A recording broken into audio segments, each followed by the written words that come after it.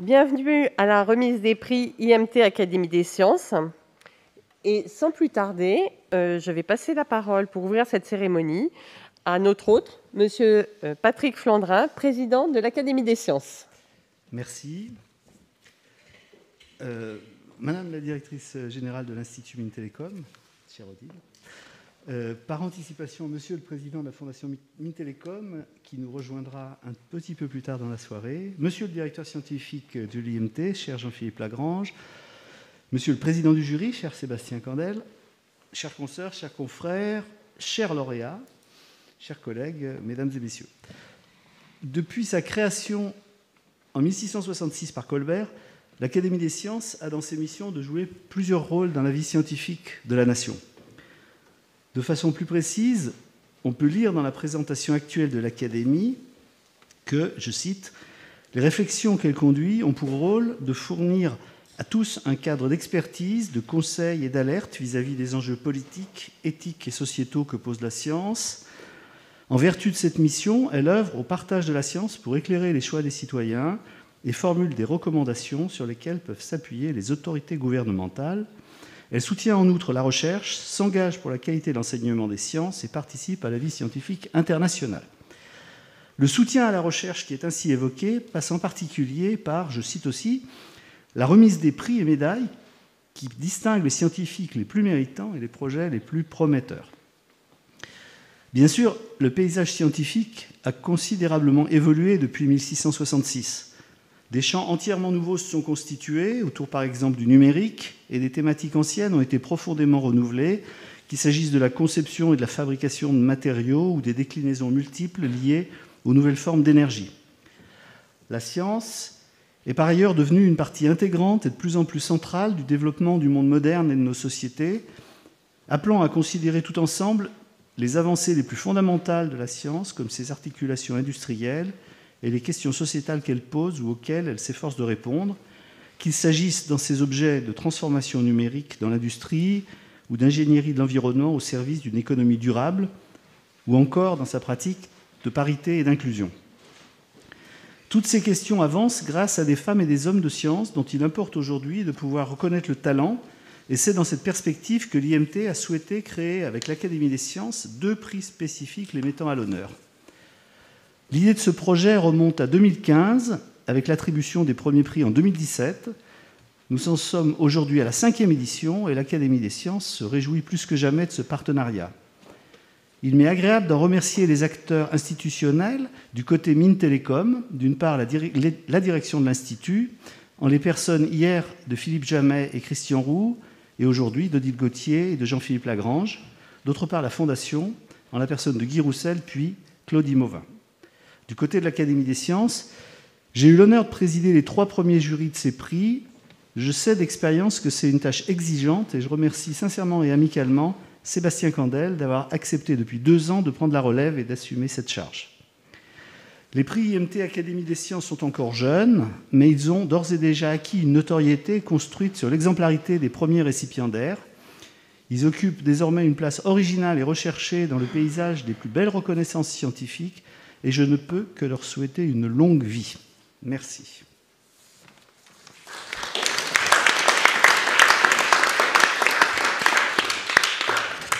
Je passe la parole, merci Monsieur Flandrin, ensuite à Madame Odile Gauthier, directrice générale de l'Institut Mines Télécom. Merci. Est-ce que le micro s'ouvre ? Il faut appuyer sur le petit bouton à droite. Non ? Ah, voilà, parfait, merci. Merci. Bonjour à toutes et à tous.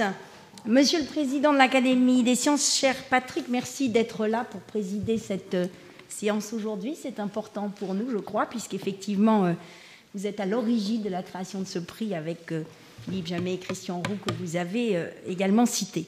Donc, Monsieur le Président de l'Académie des sciences, Monsieur le Président du jury, Monsieur le Président de la Fondation, qui va arriver, bien sûr, et Mesdames et Messieurs les membres du jury, parce qu'effectivement, c'est un gros travail, Mesdames et Messieurs, chers collègues.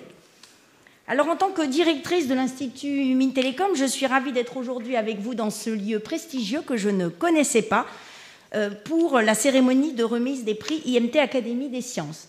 Je suis ravie, pourquoi? Parce que cette salle, après une édition 2020 que l'on a tenue à distance, derrière nos ordinateurs respectifs, est quand même très importante, je crois, pour solenniser l'importance de ce prix et l'importance qu'on veut lui donner.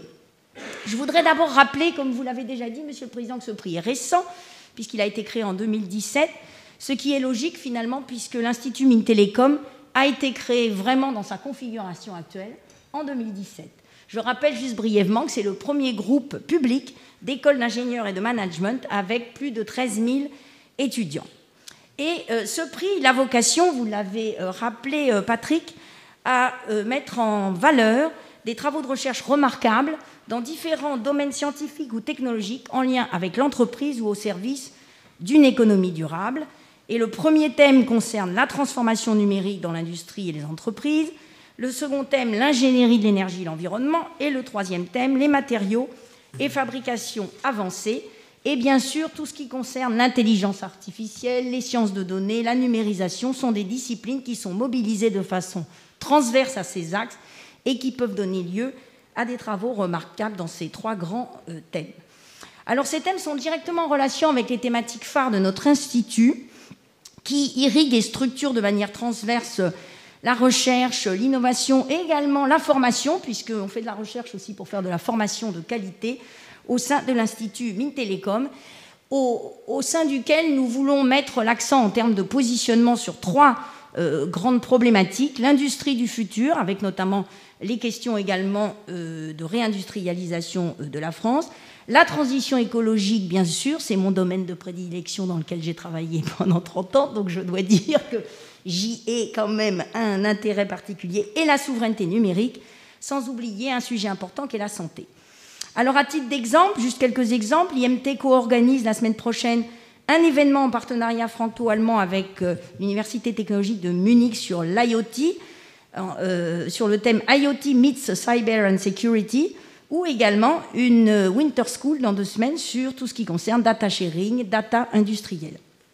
Et donc, tout ce qui concerne ces thèmes respectifs, d'une part, les futurs réseaux de télécommunications ont été un de nos derniers colloques sur ce thème, ainsi que le thème précédent d'un de nos colloques qui était les matériaux dans le domaine de la transition écologique, avec notamment les questions de bioéthane et d'hydrogène vert. Donc c'est un petit peu un hasard, finalement, que nos 2 derniers thèmes de colloque scientifique de l'Institut Mines Télécom, finalement, ont quelque chose à voir avec les thèmes de nos 2 lauréats. Est-ce un hasard?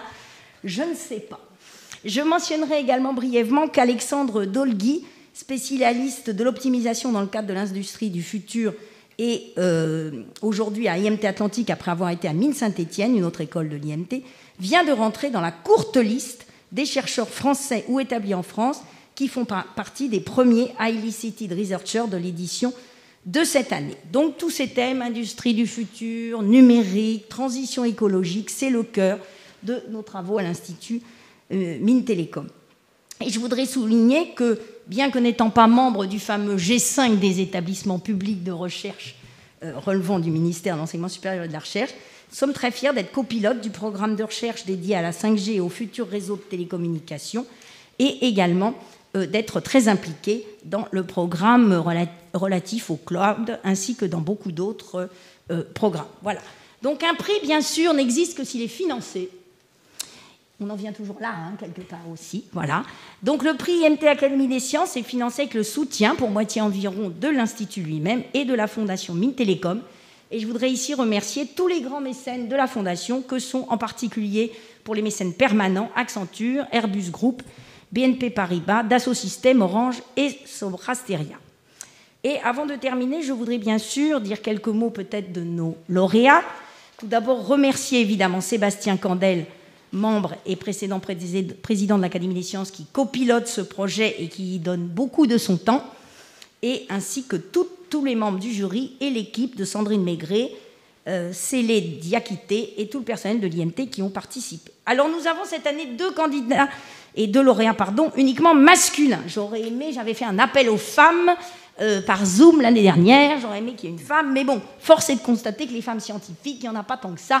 Donc malgré tout, nos lauréats sont des hommes, on n'en est pas encore à faire des quotas. Ça n'est pas d'ailleurs ce que je préfère. Voilà, donc nous avons 2 hommes, nous sommes fiers d'avoir 2 très beaux lauréats au niveau scientifique, j'entends bien sûr. Je me réjouis donc de la qualité de ces lauréats, d'autant plus que le Grand Prix est attribué donc à quelqu'un de très proche de l'IMT en la personne de David Gisbert, qui dirige le département communication système d'Eurecom, Eurecom étant un GIE dont est membre fondateur et actionnaire principal l'Institut Mines Télécom. Mais bien sûr, il n'y a pas, je veux dire, de préférence dans ce prix pour les personnels de l'IMT, mais nous sommes quand même ravis, voilà, que ce soit quelqu'un qui travaille depuis très longtemps avec des équipes de l'IMT qui se voient décerner cette année le Grand Prix. Et je suis également très sensible à la récompense accordée à Antoine Fécamp pour ses travaux sur de nouveaux catalyseurs. Vous voyez, j'ai commencé ma carrière professionnelle sur la pollution de l'air en 1989, à une époque où on parlait un petit peu de catalyse dans les voitures à l'époque, pour ceux qui se souviennent un petit peu des normes de voitures. Voilà. Donc je comprends que ces travaux, bien évidemment, qui sont beaucoup plus modernes, ont des implications fortes dans le domaine de l'énergie, que ce soit pour les biocarburants, le stockage de l'énergie solaire et également de l'efficacité énergétique des procédés, donc sujets tous les plus importants. Donc ce prix, c'est une distinction importante, je l'espère, dans une carrière de chercheur. C'est peut-être pas le seul prix que vous avez, vous en avez déjà eu, vous en aurez d'autres, voilà.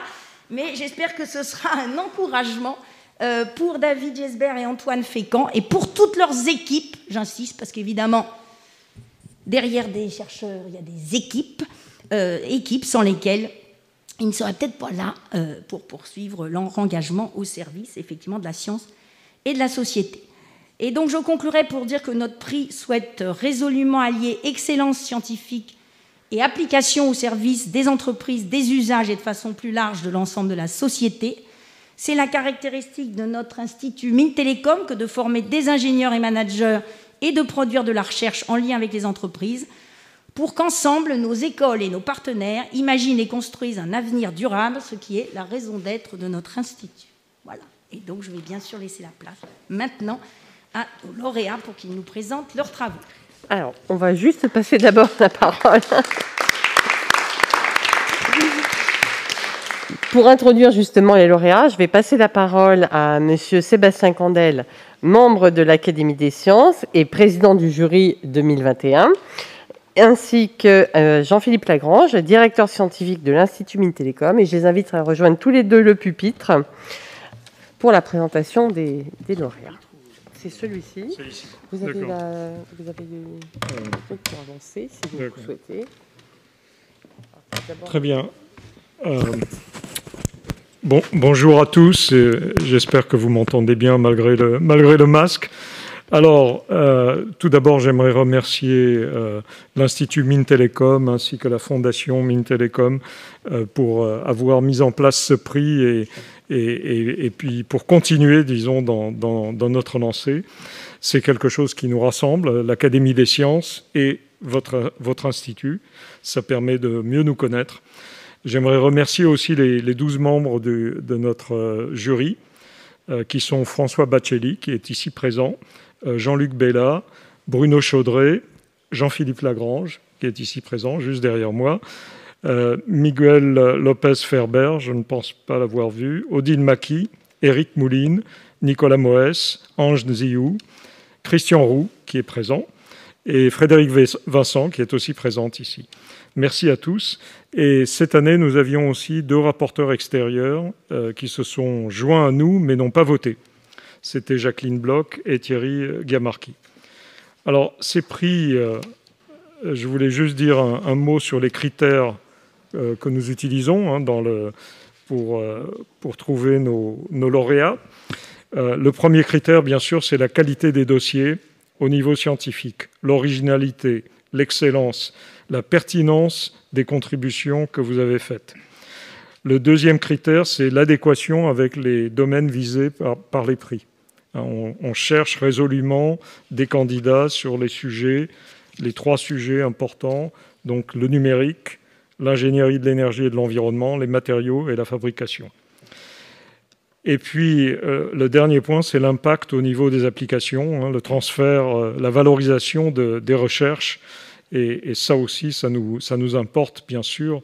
On souhaite justement que les recherches qui sont faites par vous, eh bien, finalement, se traduisent en valeur, en création de valeur, et c'est tant mieux. Alors, il me revient donc de présenter Antoine Fécamp.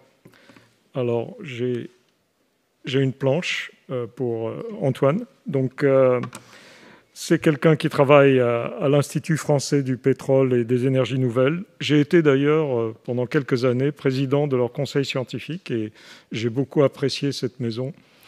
Il y a ici présente aussi Hélène Olivier Bourbigou, qui a appuyé le dossier d'Antoine Fécamp. Alors, Antoine est titulaire d'un diplôme d'ingénieur de l'École nationale supérieure de chimie de Lille et aussi d'un DEA de l'Université de Lille. Il a fait son doctorat à l'École normale supérieure de Lyon, mais en réalité beaucoup à l'IFP Énergie Nouvelle. Il était supervisé à la fois par quelqu'un qui se trouve à Imperial College, Caroline Mello-Brasnieks, et Nicolas Batz, que je connais un peu. Le prix de thèse, il a eu le prix de thèse Yves Chauvin en 2008. Ça, c'est déjà un prix remarquable. Yves Chauvin était académicien, il était un des membres de cette académie et j'ai eu l'honneur de beaucoup discuter avec lui et d'apprécier ce qu'il disait. Alors, donc c'est un très beau prix, hein, puisqu'il y a des belles candidatures. Cette fois-ci, c'est un prix interne à l'IFP. Hein. Donc, il rejoint l'IFPEN en 2007 en tant qu'ingénieur de recherche en catalyse. Et puis, il est devenu chef de projet prospectif. Maintenant, en 2018, il est chef de projet industriel. Il a une équipe de 30 personnes avec lui. Alors, ce prix Espoir, c'est notamment décerné pour ses contributions, mais pas uniquement celle-là, mais j'ai sorti celle qui nous paraît la plus intéressante et nous espérons qu'elle pourra aboutir. C'est celle de la conversion photovoltaïque du CO2 et de l'eau pour arriver à en faire du méthane, de l'éthane, du propane. C'est-à-dire refaire le chemin inverse, retrouver des molécules intéressantes à partir du CO2, qui est intéressant, hein, puisque les plantes sur Terre ne vivent que par le CO2, essentiellement, et l'eau. Donc, on essaye de refaire autrement ce type de synthèse très intéressante, et ça nous a paru particulièrement intéressant. Alors, c'est des travaux de recherche qui tombent tout à fait dans le domaine de l'ingénierie de l'énergie. C'est en adéquation avec les domaines couverts par ce prix. Ce sont des contributions fondamentales avec un objectif d'innovation sur des problèmes qui comptent. Yves Chauvin expliquait qu'il fallait travailler sur les problèmes qui comptent, ceux qui sont importants. Évidemment, on peut faire de la recherche sur toutes sortes de choses, mais il faut mieux choisir ceux qui nous paraissent importants. Et puis, il y a un souci de valorisation qui est très important, qui FPEN pratique beaucoup, c'est déposer des brevets, déposer beaucoup de brevets, et ça fait partie de la protection intellectuelle est très très importante et elle est très bien faite à IFPEN. Donc, et puis finalement des responsabilités importantes. Donc c'est pour tout ça qu'on a considéré que votre dossier était celui d'un lauréat. Voilà, donc c'est ma présentation. Merci.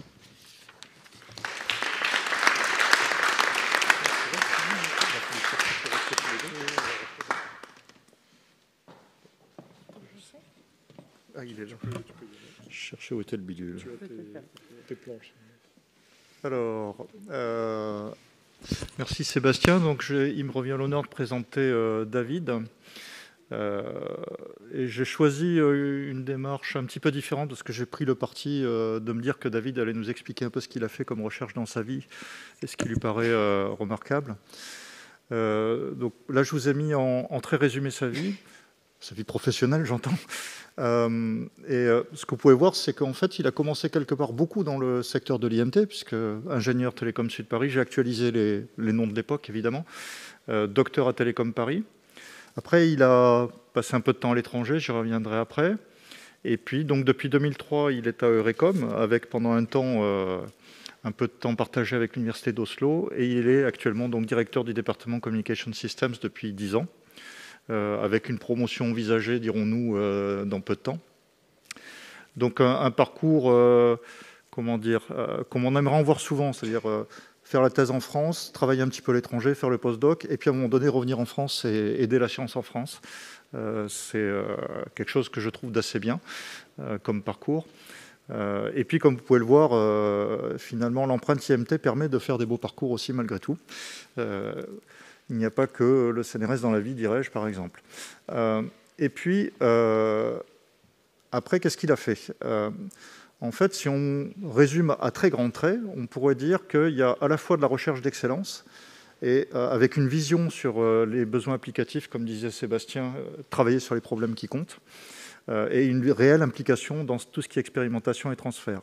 Donc, côté excellence de la recherche, je ne vais pas tout lister. De toute façon, faire de la bibliométrie, etc., n'est pas forcément ce qui est le plus intéressant. On peut soulever quand même, par exemple, 8 prix du meilleur article à I3E, un ERC il y a quelques années, il n'y a pas très longtemps, et puis une participation au panel de l'ERC plus récemment, ou alors encore très récemment, malgré les responsabilités de département et autres, être l'éditeur principal d'un premier numéro spécial d'un journal dédié du domaine, mais un numéro spécial sur l'apprentissage automatique pour les communications, sujet qui est en train d'exploser en ce moment.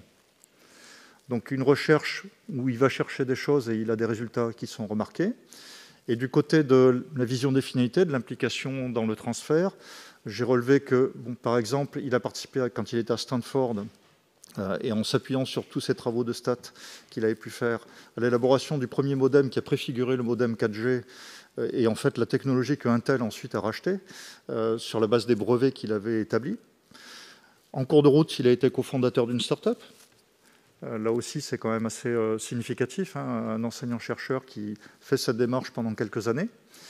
Et puis, au-delà de ce qu'il fait lui-même ou de ce qu'il a pu faire à titre personnel, on peut constater que le département qu'il dirige à Eurecom, c'est le pivot d'une plateforme qui est majeure dans le domaine de la recherche des télécoms aujourd'hui, et que, par ailleurs, il y a des travaux qui visent à développer des expérimentations sur des bases innovantes et qui sont, à la fin, une plateforme de nombreuses recherches à Eurecom même. Donc, quelque part, c'est un profil, comment dire, tout à fait typique de ce qu'on recherche dans le prix, aussi de ce qu'on recherche à l'IMT.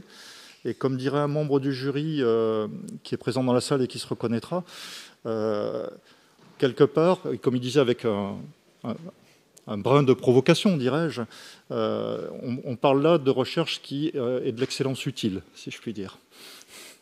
Et donc, félicitations, David.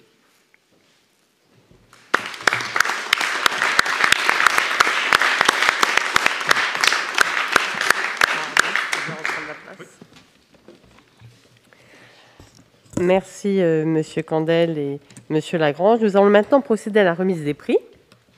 J'invite donc Monsieur Flandrin et Madame Gauthier à descendre de la tribune et à Monsieur Fécamp à nous rejoindre pour recevoir son prix.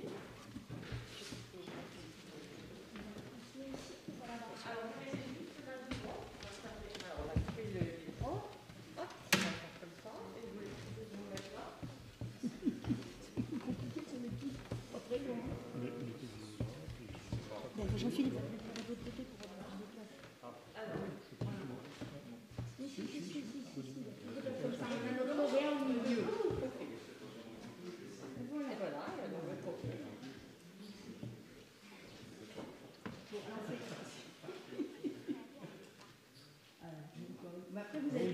On peut enlever juste pour la photo.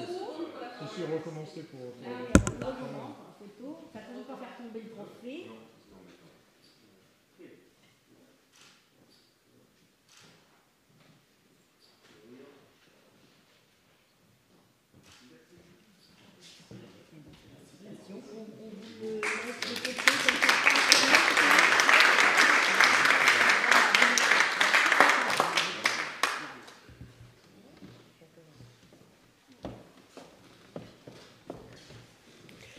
Antoine, si vous voulez, il faut baisser ça. Je vais rouvrir ça, pardon.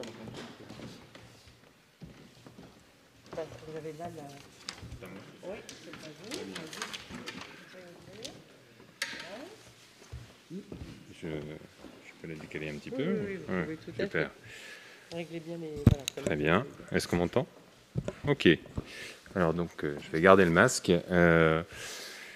Monsieur le président de l'Académie des sciences, madame la directrice de l'Institut Mines Télécom, monsieur le président de la Fondation Mines Télécom, qui donc devrait être à ma droite, monsieur le président du...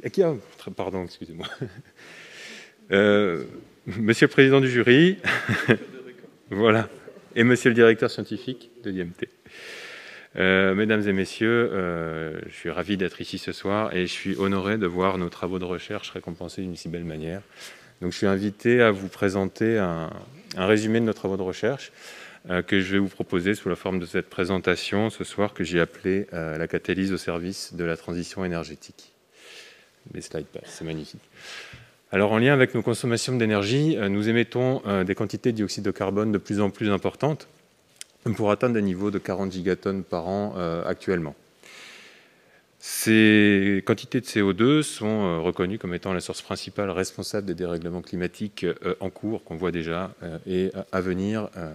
Et à ce titre, le GIEC, dans son dernier rapport, nous a remis à jour, disons, les scénarios d'émissions de CO2 futurs et des élévations de température à fin de siècle associées. Il y a un consensus pour dire aujourd'hui qu'un dérèglement climatique qui va au-delà de 2 degrés serait catastrophique pour l'environnement et pour l'homme. Il est donc nécessaire de tout faire pour maintenir ce niveau d'élévation en dessous des 1,5. Et la trajectoire que nous présente le GIEC, voilà, que vous trouverez ici, on ne s'en rend pas très bien compte sur ce graphique, mais en fait, elle est vertigineuse. Atteindre la neutralité carbone en 2050, c'est vertigineux par rapport à ce qu'on a pu faire jusqu'alors, puisqu'on n'a jamais réussi à diminuer nos émissions. En lien avec ce scénario, l'Agence internationale de l'énergie a développé une trajectoire qui s'appelle Net Zero Emission Roadmap et qui donc a pour ambition de répondre par le biais de développement de technologies qui sont pour la plupart nouvelles, donc de répondre à ces éléments pour décarboner finalement notre économie. Et comme vous le voyez, ces différents items qui sont proposés par l'IEA, j'ai surligné en bleu ceux qui sont adressés par l'Institut de recherche dans lequel je travaille, IFPEN, et en vert ceux qui sont particulièrement associés à mon domaine d'expertise, mon domaine de travail, à savoir la catalyse. Donc vous voyez ici que la catalyse, face à ces développements technologiques actuels ou futurs, a son mot à dire. Et c'est donc la raison pour laquelle je vais vous en dire quelques mots. Mais avant de parler du futur, je vous invite à parler du passé.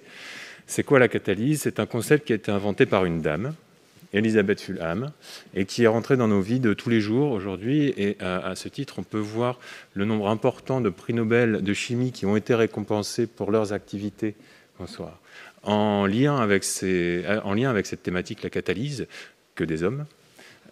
Et dont les derniers en 2021 pour l'organocatalyse, et un autre dont on a déjà parlé tout à l'heure, Yves Chauvin, qui était parmi les nôtres en 2005 pour ses travaux sur la métathèse. Vous le savez peut-être, mais aujourd'hui, quasiment toutes les réactions chimiques industrielles sont catalysées. Le marché direct des catalyseurs, c'est environ 35 milliards de dollars, et il est projeté à peu près à doubler à horizon 10 ans. Puisque je vous ai dit que les réactions catalytiques étaient présentes partout dans les réactions chimiques, vous pouvez multiplier par 100 ces chiffres pour tous les marchés induits. Alors, ce n'est pas tellement pour vous parler de dollars, c'est plutôt intéressant de vous donner ces chiffres pour vous montrer à quel point cette thématique est importante pour nos modes de vie actuels et à quel point elle est pourvoyeuse d'activités et d'emplois. Alors, back to basis, la catalyse, comment ça marche? Si vous ouvrez un dictionnaire, vous allez feuilleter, surfer sur Internet et aller voir sur Wikipédia, vous devriez trouver quelque chose qui ressemble à ça. La catalyse, c'est l'action par laquelle une substance accélère, et là on parle d'activité, voire oriente, et là on parle de sélectivité, une réaction chimique sans être consommée ni modifiée. Alors, selon la substance, vous pourrez entendre parler de catalyse enzymatique, homogène, hétérogène. Hétérogène, c'est plutôt mon axe de travail. Et selon l'apport énergétique, vous pourrez entendre parler de thermocatalyse, on oublie souvent ce terme, mais là c'est la chaleur qui apporte l'énergie à la réaction, de photocatalyse, là c'est les photons, la lumière, d'électrocatalyse quand c'est les électrons, ou de biocatalyse quand c'est le vivant. La catalyse, elle accélère les réactions, mais elle ne transgresse pas les lois de la thermodynamique. Donc ici, il y a un diagramme énergétique pour une réaction chimique donnée, vous partez d'un réactif pour obtenir un produit, et entre deux doit se former un état de transition, qui est extrêmement instable et qui nécessite un apport d'énergie conséquent. Cet apport d'énergie, on appelle l'énergie d'activation. Lorsqu'on ajoute un catalyseur au système, on stabilise cet état de transition, ce qui permet de diminuer l'apport énergétique, cette énergie d'activation apportée au système. Selon la loi d'Arrhenius, la constance de vitesse de la réaction va être d'autant plus grande que l'énergie d'activation est petite ici. Donc on voit que quand on catalyse une réaction chimique, on stabilise cet état de transition, on diminue l'énergie apportée au système et on accélère donc cette réaction. Néanmoins, les niveaux énergétiques des réactifs et des produits n'ont pas changé, on ne change donc pas la thermodynamique. Alors, dans la suite de la présentation, je vais vous proposer quelques exemples de réalisation autour de thématiques qui sont donc listées dans le scénario de l'IEA, qui concernent donc l'efficacité énergétique, la production de biocarburants, ou encore la valorisation du CO2, qu'on appelle aussi CCUS. Vous allez le voir, ces technologies ont des niveaux de maturité assez divers, de très mature à très prospective. Vous pourrez vous en rendre compte. Le premier item, donc, concernant l'efficacité énergétique, j'ai choisi de vous parler de l'industrie du raffinage du pétrole, puisqu'elle existe encore. Elle représente 3 à 4 % des émissions de CO2 aujourd'hui, juste l'étape de raffinage, pas l'étape d'utilisation des produits. Selon le scénario de l'IEA, je suis désolé, il y a un petit décalage, aujourd'hui, on en consomme à peu près 100 millions de barils par jour, et l'idée est d'arriver à peu près à 25 millions de barils par jour à horizon 2050, en ce qui concerne les usages qui sont non substituables par autre chose. On voit donc que cette industrie existe et est amenée à encore exister un petit moment, et ça fait donc tout sens de faire en sorte qu'elle soit le moins impactante possible, donc par ce qu'on appelle l'efficacité énergétique. Alors qu'est-ce que la catalyse peut bien avoir à faire là-dedans ? Quand on développe un catalyseur, on ne parle pas forcément tellement d'activité, dans le concret, on parle plutôt de delta de température. En fait, vous voyez ici, on va analyser les performances d'une réaction en utilisant un catalyseur A ou B et regarder à quelle température il va nous permettre d'obtenir cette performance. Donc là, on a un catalyseur A qui est plus actif de 15 degrés en delta T. Étant donné qu'il existe une relation linéaire entre l'énergie thermique à fournir au système et ce delta de température, pardon, pas linéaire, enfin proportionnel, ceci dit, c'est la même chose, on comprend assez vite qu'un catalyseur plus actif permet de diminuer l'apport énergétique et donc de limiter les émissions de CO2 induites. Alors pour comprendre comment ça marche, il faut se représenter ce qu'est un catalyseur hétérogène. Hop là, vous avez ici cette petite représentation. C'est un objet macroscopique. Représentez-vous une bille de taille millimétrique qui est poreuse. Ça, c'est le support. Dans ce support, on va trouver ces petits points noirs qui sont des nanoparticules de phase active, souvent des métaux, et ce sont les lieux, les sites en fait où se déroule la réaction chimique. En première intention, on va chercher à améliorer cette phase active pour améliorer les catalyseurs. Néanmoins, il arrive parfois que la phase active soit intrinsèquement si efficace, soit parce qu'on a bien travaillé et qu'on l'a améliorée, que ce soit finalement la diffusion des espèces chimiques qui limite la réaction. En effet, on consomme les réactifs sur la phase active de manière beaucoup plus rapide que le système est en capacité de les amener vers ce site actif. Et donc, une des solutions pour améliorer ça, c'est de localiser sélectivement la phase active en périphérie du support, comme il est montré ici, voilà, plutôt que de manière aléatoire dans l'ensemble du volume de l'objet. Comment est-ce qu'on fait ça ? En fait, pendant la préparation des catalyseurs, on part d'un support qui est vierge, qui ne contient pas de métaux, de phase active, et donc on va introduire ces métaux par le biais d'un précurseur, qui est souvent solvaté, et qui est plutôt acide. Lorsque ce précurseur va entrer dans la porosité du support, il va trouver ce qu'on appelle des hydroxyles de surface. En fait, il faut voir ça comme des petits points d'ancrage qui vont permettre à la phase active de se déposer. En jouant sur les interactions entre ces précurseurs de métaux et ces fonctions hydroxyles de surface, on peut être en capacité de localiser très précisément cette phase active et donc d'arriver à ce type de configuration. Et c'est précisément par ce type de méthodologie qu'on peut proposer et commercialiser aujourd'hui des catalyseurs via notre filiale Axens pour différentes thématiques dans lesquelles on a une renommée mondiale, notamment sur la purification des essences pour respecter les normes environnementales avec des répartitions de métaux ici, de molybdène, cobalt, phosphore en périphérie du catalyseur, ou encore pour la production de monomères pour l'industrie pétrochimique avec des catalyseurs à base de palladium ici, comme vous voyez, répartis en extrême périphérie. Sur l'autre point que je voulais aborder concernant la production de biocarburants, qui peut également contribuer à décarboner nos économies, Aujourd'hui, les biocarburants ils représentent une part assez faible de notre consommation énergétique primaire. Néanmoins, dans le scénario IEA, il est suggéré qu'une partie de ces biocarburants, qu'on appelle les biocarburants avancés, qui en fait consistent à utiliser des ressources végétales qui ne sont pas issues de cultures dédiées, donc ils sont censés ne pas être en concurrence avec l'alimentaire, passe de 0,1 million de barils par jour aujourd'hui à 6,2 en 2050, ce qui représente une augmentation significative. Ce type de biocarburant peut être une opportunité pour le secteur de l'aviation notamment, qui représente à lui seul 2,5% des émissions de gaz à effet de serre, par l'implémentation de ce qu'on appelle les SAF, les Sustainable Aviation Fuel. Alors, c'est un domaine qui est en forte dynamique. On voit ici de nombreux projets industriels qui sont en cours de montage, avec les volumes associés. De notre côté, on a aussi des procédés, dont un qui est récemment commercialisé, qui s'appelle Beauty Fuel, et qui, à partir de biomasse qu'on appelle biocellulosique, va permettre de faire des carburants de synthèse, dont ces SAF. Dans ce procédé, on va trouver une étape clé qu'on appelle la synthèse Fischer-Tropsch. Cette synthèse Fischer-Tropsch, elle permet en fait de produire des hydrocarbures, qu'on voit ici, voilà, avec la formule brute ici, qui sont de nature tout à fait identique à celle qu'on peut trouver dans les ressources fossiles. Et en fait, elle part de briques élémentaires de monoxyde de carbone et d'hydrogène qui sont en fait initialement constitutifs de la biomasse. On les a cassés avant dans les étapes de pré-traitement. Et donc c'est une réaction de polymérisation. Les espèces carbonées vont polymériser d'un atome de carbone à plusieurs N. Et cette polymérisation en fait va dépendre d'une loi statistique, d'une loi de probabilité, c'est une sélectivité qu'on appelle alpha. Et en fait, plus cet alpha sera faible, donc une faible sélectivité en croissance de chaîne, plus la formation de gaz sera élevée, et ce n'est pas forcément ce qu'on souhaite faire, puisque les gaz sont moins commodes à utiliser en tant que carburant, et donc moins valorisables. Ou alors, on aura une sélectivité de croissance de chaîne élevée, et là, on diminue la proportion de gaz, et on augmente la proportion de carburant, de biocarburant qui nous intéresse. Il y a un enjeu fort sur le matériau catalytique, puisque c'est lui notamment qui gouverne cette sélectivité de croissance de chaîne. Alors là, je vais vous parler de quelques exemples de réalisations qu'on a fait dans le cadre de collaboration au sujet d'objets modèles. Alors, ce n'est pas nécessairement les catalyseurs qu'on va retrouver ensuite dans les réacteurs industriels.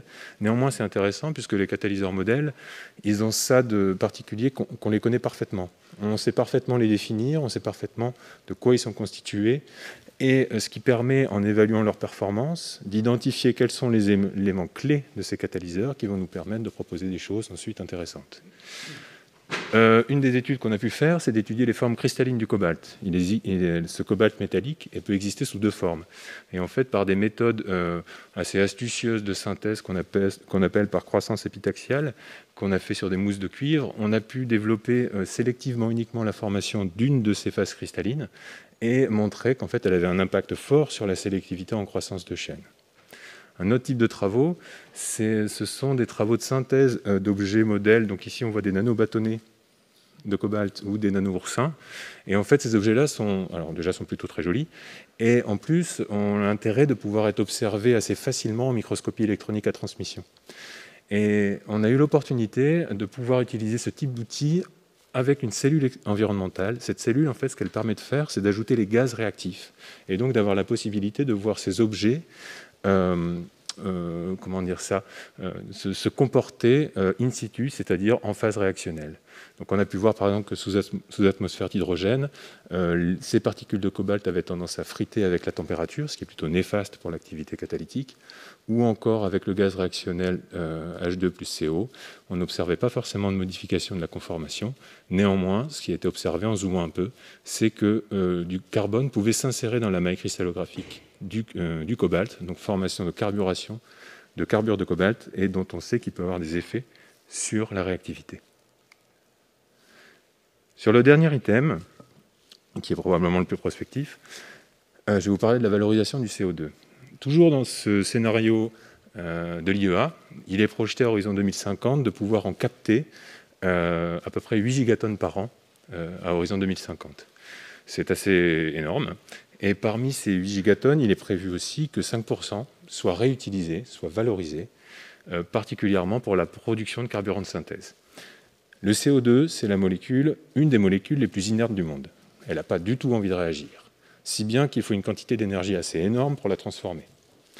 Si on veut faire ça, en conséquence, il nous faut un type d'énergie qui soit très abondant, mais aussi qui soit très décarboné, sinon ça perd tout son sens. J'aime beaucoup cette illustration ici que je vous présente. La petite boîte, alors je n'arrive pas à jouer avec le pointeur, voilà, la petite boîte bleue ici représente la consommation annuelle énergétique mondiale. Les autres boîtes de couleurs représentent les réserves en ressources fossiles ou en uranium, en équivalent énergétique. Et la dernière boîte, ça représente la quantité annuelle d'énergie solaire qui nous arrive à la surface de la Terre. Si on transforme cette illustration par une phrase, c'est la suivante: la Terre reçoit plus d'énergie solaire en 1 heure que notre consommation annuelle globale. On se dit donc qu'il pourrait être tout à fait intéressant d'essayer de l'utiliser pour réaliser cette conversion du dioxyde de carbone. On sait que cette énergie solaire dispose de quelques désavantages. Déjà, elle est variable, elle est intermittente, il fait rarement jour la nuit.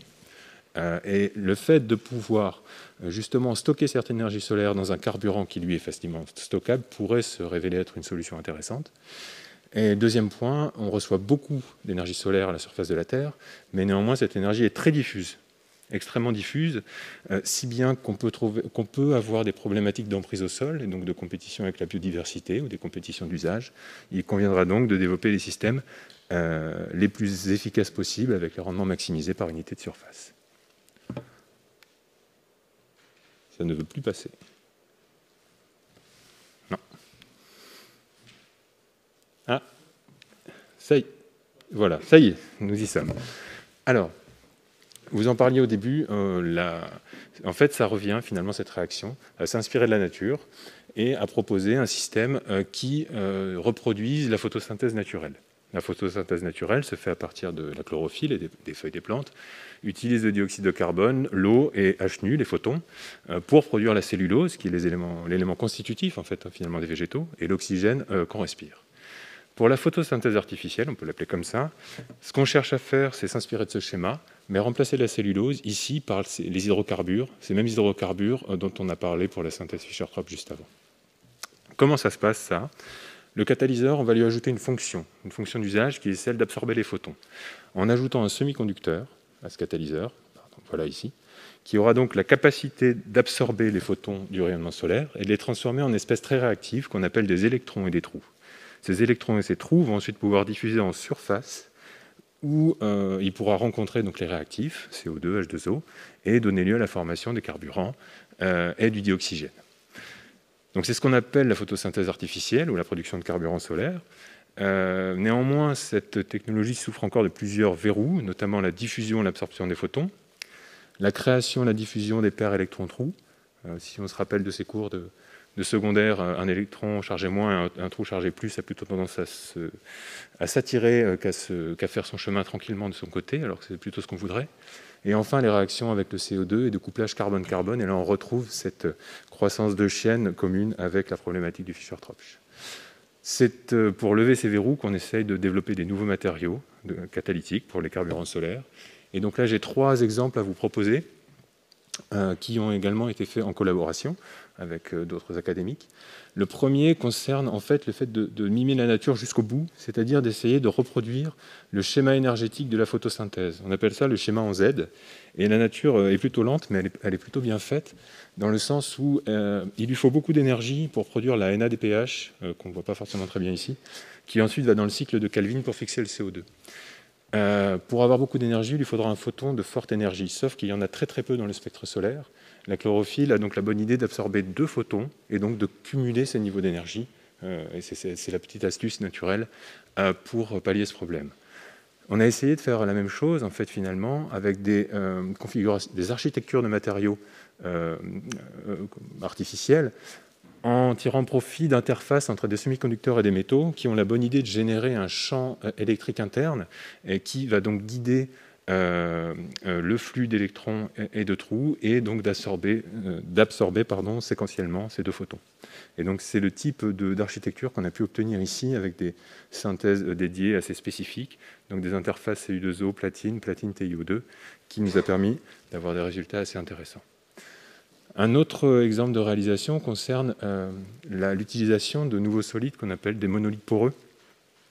Alors c'est une mise en œuvre un peu particulière dans le sens où on fait ici une petite galette qui est très poreuse, constituée de silice et d'un semi-conducteur. Et en fait, ces murs de silice vont agir comme des nanomiroirs, ce qui fait qu'en fait, une fois le photon absorbé dans ce matériau, il va être piégé par tout ce réseau nanomiroir, ne pourra plus sortir, et donc optimise nettement l'utilisation de ces photons et donc permet de réduire l'empreinte au sol.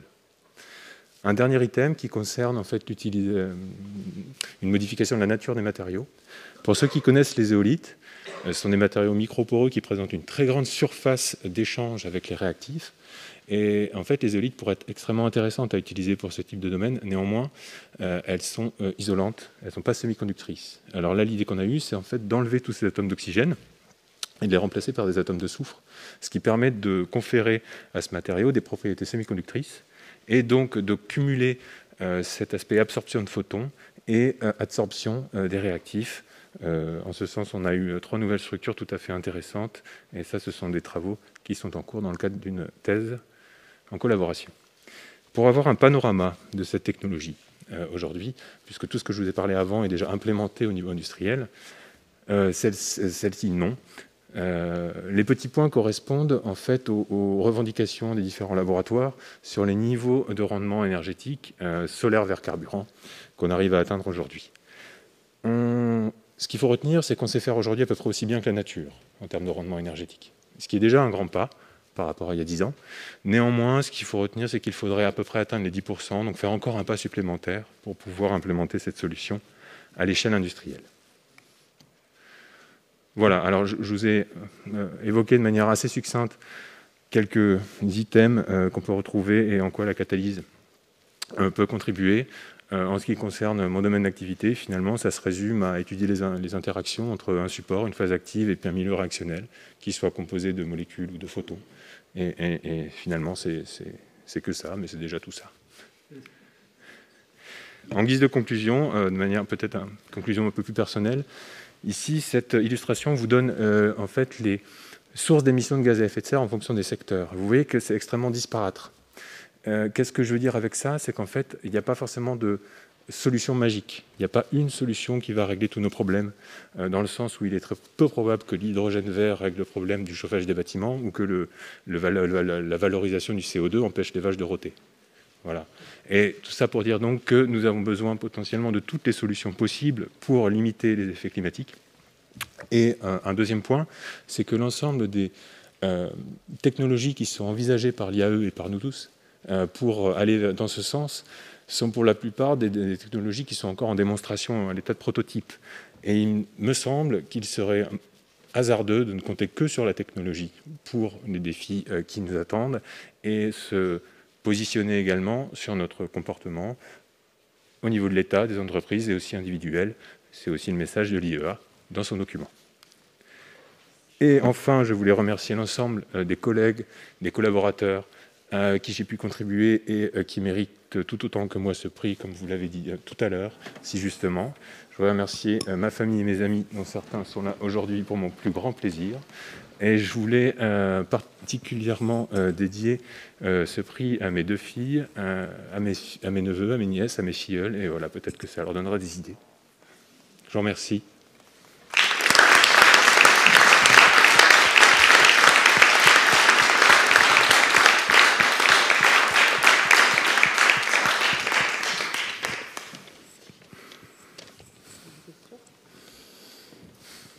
Alors, est-ce qu'il y a des questions? Vous en avez une? Je peux en avoir une peut-être, qui n'est pas très scientifique peut-être, mais je voudrais savoir, vous avez expliqué qu'il y avait un certain nombre de catalyseurs qui pouvaient mettre en œuvre du cobalt ou des formes physiques selon. Est-ce que là, on a une limite potentielle justement à la création de ces catalyseurs si on était en situation de considérer qu'ils pouvaient effectivement répondre aux différentes applications que vous avez évoquées? Est-ce qu'on va retomber sur des problèmes de terres rares? Est-ce qu'on va tomber sur des problèmes éventuellement de limitation de ressources pour créer ces catalyseurs? Alors, c'est une excellente question qu'on se pose aussi. Et je dirais ça dépend. Ça dépend de la manière dont on est en capacité de développer déjà des catalyseurs qui tiennent dans la durée. Dans la définition d'un catalyseur, le catalyseur, normalement, est censé rester inaltéré. Dans la réalité, ce n'est pas le cas. En réalité, un catalyseur vieilli doit être remplacé. Ce taux de remplacement, il va nécessairement amener à réfléchir sur la ressource. Alors, je dirais que pour la catalyse en général, on n'est pas sur les domaines qui sont les principaux demandeurs de matières premières. Donc, comme ça, je n'ai pas fait le calcul, mais je ne pense pas. Maintenant, typiquement, sur le dernier item, sur la valorisation du CO2, on va utiliser des matériaux épandus sur des surfaces importantes. Là, on sera sur des quantités de matériaux significatives, et là, nécessairement, la question de la ressource va se poser. Donc, je vous fais une réponse un peu de Normand, je suis désolé, mais ça dépend. J'aime beaucoup les Normands. C'est un élément très, très dimensionnant a priori. Voilà. Donc, on peut se lancer vers des choses comme ça. Quand même, sans se dire tout de suite qu'on tombera sur des difficultés impossibles à résoudre. On n'est pas sur les mêmes problématiques que les moteurs, les batteries pour moteurs électriques, c'est pas les mêmes dimensions, les mêmes quantités, tout à fait. Moi, j'ai une question assez naïve. Quand on recherche tous ces catalyseurs, comment est-ce qu'on fait en fait pour les trouver? Est-ce que c'est des phases d'expérimentation, c'est des phases d'apprentissage? Est-ce qu'il y a de la simulation, par exemple? Est-ce que quelque part on imagine de mettre en avant des ressources aussi? Moi, j'entends parler d'apport d'intelligence artificielle dans ces contextes. Comment ça se passe, en fait? Alors, ça s'est passé de manière très différente au fur et à mesure des années. Vous pouvez vous imaginer. Quand moi, avant que je sois en thèse, on va dire, la démarche principale était la démarche par essai-erreur. Voilà, qui prend nécessairement du temps et qui nécessite de réfléchir, même si aujourd'hui on réfléchit encore. On est passé ensuite par des approches combinatoires, donc c'est-à-dire de l'expérimentation au débit, où là finalement l'essai-erreur était encore utilisé, mais en multipliant les capacités et en diminuant les volumes de quelques ordres de grandeur. Est arrivé en parallèle tous les travaux de modélisation moléculaire, donc c'est-à-dire on part sur des simulations avec différentes méthodologies, type champ de force, type DFT, qui nous permettent d'anticiper les meilleurs systèmes vis-à-vis d'un meilleur système réactionnel. Et puis aujourd'hui, effectivement, on commence à voir pointer, alors je ne dirais pas l'avènement puisque c'est en cours, hein, mais on commence à voir pointer ces systèmes de deep learning dont on essaye aussi de s'emparer de notre côté. Ce n'est pas encore une méthode conventionnelle, donc on est encore sur de l'approche parallélisée, modélisée, et peut-être que l'IoT arrivera, sait-on. D'accord, merci. Est-ce qu'il y a encore une ou deux questions? Non, merci pour cet exposé qui était très clair quand même. C'est vrai, je vous remercie. Qui était très sur un sujet quand même qui est assez complexe, et surtout pour ceux qui ne sont pas dedans. Merci beaucoup, bravo encore. Merci.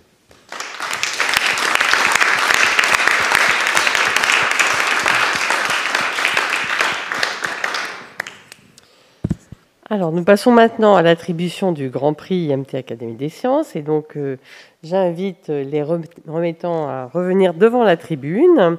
Et j'appelle David Gisberg, professeur, chef du département Système de communication à l'Eurecom.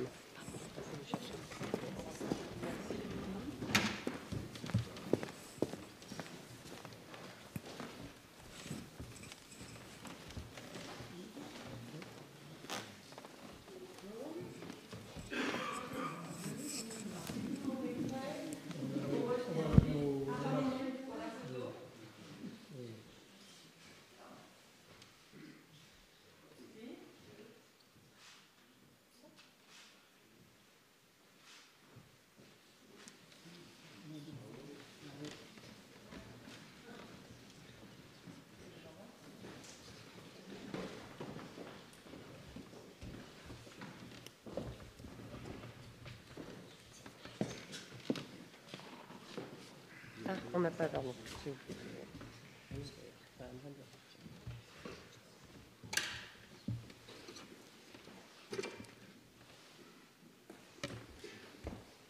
Je te laisse. Je passe à la prochaine, c'est ça? Oui, c'était juste pour te présenter. Ok. C'est parti. Bonjour à tous.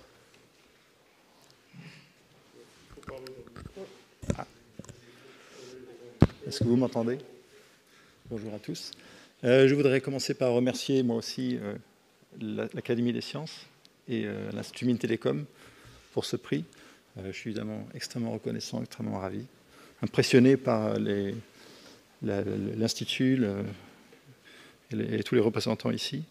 Je voulais aussi remercier les collègues de RECOM, parce que voilà, c'est une stimulation intellectuelle incroyable et qui font de cet endroit un endroit unique pour un chercheur.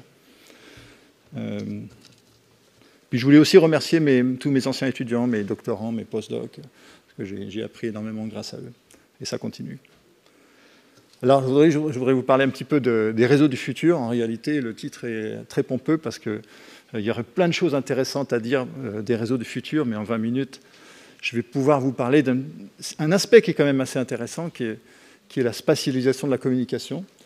Et je vais surtout m'intéresser, je ne vais pas trop parler des applications, je vais surtout m'intéresser quelque part au fondement mathématique des réseaux du futur et ce qui va faire en sorte que peut-être on a une chance de pouvoir transporter toutes ces données qui vont être générées aujourd'hui et demain par ce qu'on appelle la société numérique. Comment est-ce qu'on peut faire? Alors pour commencer, et avant d'aller dans le futur, faisons un petit pas en arrière pour honorer la personne peut-être sans qui il n'y aurait pas de Wi-Fi ni de 5G. Je parle d'un ingénieur allemand, Heinrich Hertz, qui est passé à la postérité pour deux contributions majeures. La première, c'est qu'il a découvert le phénomène de propagation des ondes, c'est remarquable. Et la deuxième, c'est qu'il a laissé une prédiction assez remarquable également. Je ne pense pas que les ondes que je viens de découvrir auront une quelconque application. Ce qui est quand même un petit peu comique quand on sait tout ce qui se passe avec la 5G maintenant actuellement. L'autre personnage qui se cache un peu derrière la théorie des réseaux et des communications, c'est Shannon. C'est lui qui a posé les bases théoriques des réseaux, et en commençant par les communications de point à point, puisque c'est lui qui a permis de prédire la borne, donc la performance maximum qu'on puisse espérer atteindre en termes de bits par seconde dans une communication, dans un système avec un signal de puissance S, où la communication est affectée par un bruit de puissance N, et où on dispose d'une bande passante B. Et ce qu'on voit, c'est que pour espérer transporter les données du futur, il ne faut pas compter sur la puissance. Il ne faut pas espérer augmenter la puissance, parce que vous savez que la fonction log, c'est une fonction qui sature très vite, qui augmente très lentement, et donc c'est tout à fait illusoire de faire ça. Par contre, ça explique pourquoi les réseaux du futur, en général, cherchent des bandes passantes de plus en plus larges, et on va chercher les bandes millimétriques en 5G, et peut-être demain, on va chercher les terahertz pour la 6G. Dans la réalité des réseaux, on doit aussi faire en sorte de générer ou de prendre en compte les phénomènes d'interférence, qui sont très importantes. Et en particulier, si on pense demain à des réseaux de grande densité, de grande taille, on parle de milliards de liens radio qui pourraient coexister avec l'Internet des objets, et ce qui effectivement pourrait générer tout autant d'interférences, ce qui fait qu'en termes de débit global, malheureusement, même si on a beaucoup de liens radio qui peuvent être déployés, le débit et la capacité globale du réseau ne suit pas à cause des interférences qui, elles aussi, grandissent avec la taille du réseau. Donc, en fait, aujourd'hui, je voudrais vous parler de méthodes mathématiques et aussi pratiques qui permettent de contourner ce problème par la notion de spatialisation. Qu'est-ce que c'est que la spatialisation? C'est l'idée de dire qu'au lieu d'appréhender la communication juste dans le domaine temps, on va aussi échantillonner dans le domaine espace. Comment est-ce qu'on fait ça en pratique? De ce téléphone, par exemple, typiquement, il y aura deux antennes qui sont activées en même temps. Donc on échantillonne l'espace pour communiquer, pas seulement dans le temps, mais aussi dans le domaine espace avec plusieurs antennes. Pourquoi est-ce qu'on fait ça? Alors, je vais essayer de revenir au b.a.-ba, quelque part, de ce qu'on appelle le MIMO, qui est la technique qui met en œuvre la spatialisation. Il y a deux techniques de base qui sont assez fascinantes. La première, c'est l'idée de focaliser l'énergie. Donc avec les antennes que j'ai déployées sur mon appareil, je vais recombiner mes antennes de manière cohérente par rapport à l'environnement de propagation, pour faire en sorte qu'au niveau du récepteur, pas si j'arrive à pointer. C'est le bouton du haut ou du bas, je ne sais plus. Le haut. Voilà. Pour faire en sorte qu'au niveau du récepteur, j'ai une énergie qui soit refocalisée à cet endroit-là, ce qui permet d'avoir un gain ici. Mais il y a une deuxième manière de faire les choses, c'est que je peux aussi essayer de recombiner mes antennes ici, d'envoyer des informations, et de mettre en œuvre un filtre ici qui va me permettre, pas de focaliser plus d'énergie, mais de pouvoir avoir plusieurs communications en parallèle. Donc ici, par exemple, mon émetteur est capable d'envoyer un bit 0 à un récepteur, pardon, celui qui est bas, et il envoie le bit 1 au récepteur numéro 1, celui du haut. Et on arrive à faire ça en prenant en compte l'interférence et en faisant en sorte de neutraliser les interférences, en calculant de manière adaptée les coefficients de ce filtre qui est ici. J'ai du mal à calculer. Il y a un petit temps de latence. Voilà. Magnifique. Donc, essayons d'imaginer maintenant ce que ça donnerait dans un vrai réseau. Donc, prenez un réseau 5G. Ce qui est mis en œuvre en 5G, c'est une technologie qu'on appelle le MIMO massif, qui tout simplement prend cette idée, mais la passe à l'échelle. Au lieu d'avoir 2 antennes sur l'appareil, sur la station relais, on va en mettre des dizaines, voire des centaines. Et ça va permettre d'avoir une focalisation très efficace de l'énergie qu'on peut exploiter pour faire des réseaux verts plus efficaces en énergie. Et aussi, on peut avoir un plus grand nombre de communications en parallèle, ici, et donc avoir tout simplement plus de capacité. Alors, si on imagine maintenant ce que ça peut donner une antenne MIMO massif en pratique, ça peut faire très peur, mais je vous rassure tout de suite, une antenne MIMO massif, c'est pas ça, c'est plutôt ça. Donc c'est beaucoup plus compact. Et vous, dans le public, vous ne verrez pas en fait que les opérateurs déploient du MIMO massif. Il semblera que c'est le même type d'antenne que vous avez toujours vu dans les systèmes actuels. Si on pousse l'idée un peu plus loin, on peut imaginer qu'on intègre encore plus d'antennes dans des surfaces, qu'on appelle maintenant des surfaces intelligentes, qui sont envisagées pour la 6G. Ces antennes sont en fait des éléments passifs dont on va contrôler la phase et le coefficient de réflexion pour faire en sorte qu'elles, tout simplement, canalisent les ondes radio et les renvoient vers des points de l'espace qui sont choisis. Donc typiquement les correspondant à des récepteurs ou là où on veut envoyer un message. Toutes ces notions, en fait, permettent quelque part de gagner en efficacité énergétique et elles permettent aussi de générer ou de gérer les interférences au niveau d'une cellule, comme ici dans l'illustration. Par contre, elles ne permettent pas de corriger le problème des interférences incontrôlées qu'on aurait dans un grand réseau dense avec de nombreux liens qui seraient déployés en parallèle. Donc, pour faire ça, pour trouver une solution à ce problème-là, il faut passer à un autre ordre de grandeur du MIMO, qu'on appelle le MIMO distribué, et dont l'idée est simple, la base est toujours la même que précédemment. On a toujours, quelque part, l'idée d'avoir des antennes. Comment est-ce qu'on revient en arrière? Ça, on ne m'a pas expliqué. Ah, il n'y a pas le mode arrière, pardon? Ah, ok. Très bien.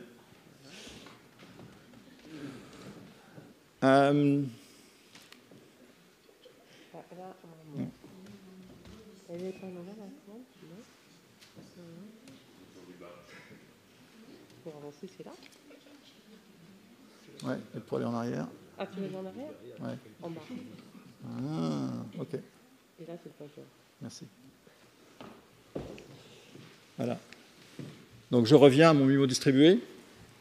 Donc on a toujours le même appareil qui est équipé de 2 antennes. Simplement, cette fois-ci, le filtre qu'on met en œuvre, on va le découpler et on va séparer les deux émetteurs en 2 émetteurs donc distincts, qui vont être des appareils distincts. Et là, ce qu'on trouve, c'est l'idée de contrôler les interférences en coordonnant les actions de ces 2 émetteurs, et donc en calculant de manière conjointe les filtres qui sont implémentés dans ces transmetteurs. Pour faire ça, en fait, on se rend compte que la notion de coordination est importante, et ça va être le message principal de la deuxième partie de ma présentation.